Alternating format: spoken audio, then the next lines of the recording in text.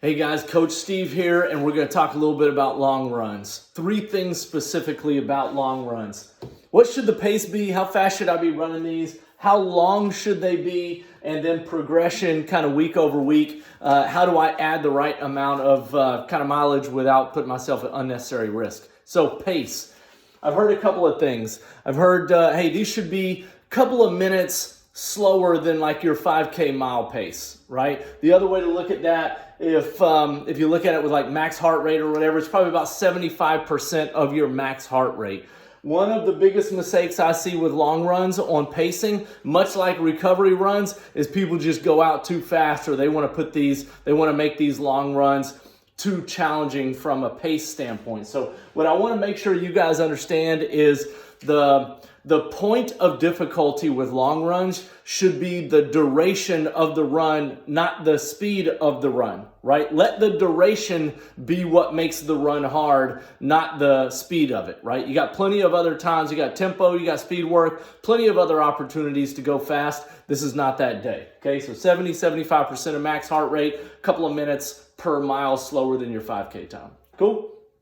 So how long should they be? Again, one of the mistakes I see a lot is the long runs being too long. The good rule of thumb is the long runs should never be more than 1/3 of your weekly mileage, right? So if I'm running 15 miles a week, my long run shouldn't be any more than 5 miles that day. If I'm running 30 miles a week, my long run shouldn't be any more than 10 miles, right? I've visited with people that are doing, 20 miles a week and their long run's 10 miles, right? And it should never be 50% of your weekly mileage in one run, right? So let's kind of spread it out a little bit better. No more than 1/3 of your weekly mileage is made up of that one long run.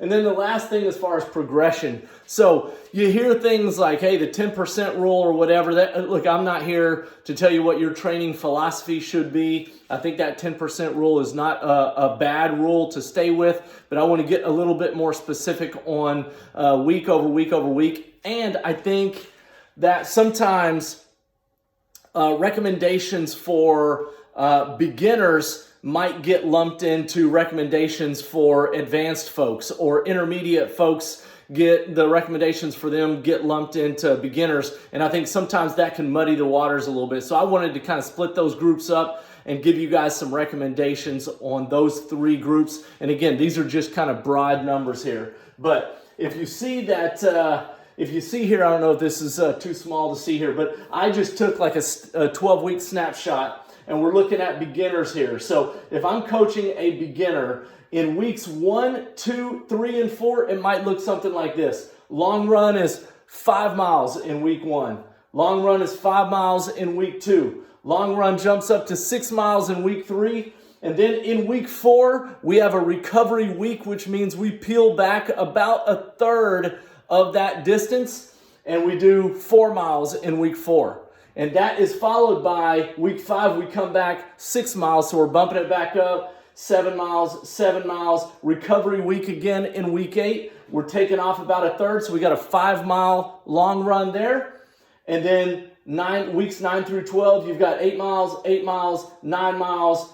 And then you've got a recovery week again at 6 miles. So again, you're taking it from about a 5-mile long run to almost doubling that in 12 weeks, still having a recovery week every third or every block there, every 4th week of that kind of trimester, if you will. Same thing with the intermediates, but obviously the miles are going to be a little bit bigger or a little bit longer because they're intermediate folks. So in weeks 1 through 4, you go 8, 9, 10, and then you're back down to 7 on recovery week.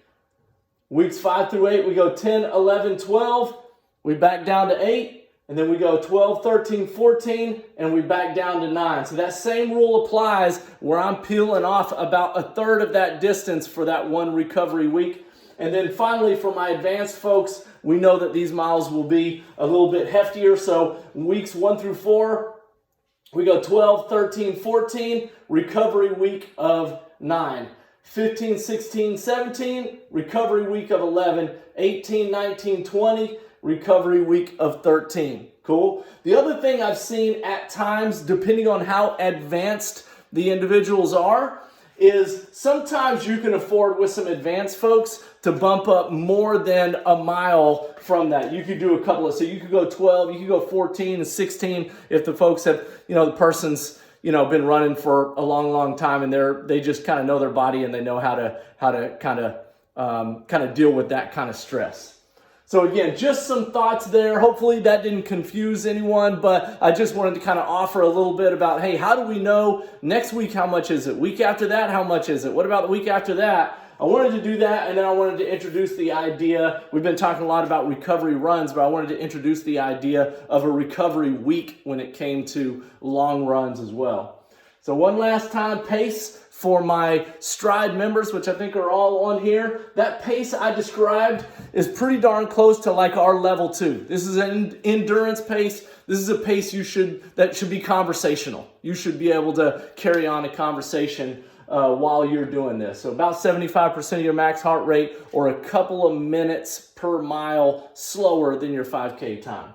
How long? No more than a third of your weekly mileage. And the progression I kind of went through there, depending on whether you fall in the beginner category, intermediate category, or advanced category. So I know that was kind of 10 pounds of crap in a 5-pound bag, but I wanted to kind of, we're about a month into this and we've been doing long runs, but I just wanted to take a minute to talk a little bit about some specifics on how fast they should be, how you can safely progress them without kind of putting yourself at unnecessary risk. If you have any other questions or thoughts or anything I might have missed, please feel free to comment them down below. And I appreciate you guys kind of hanging with us, and good luck on your run today, and we'll talk to you soon. Thanks.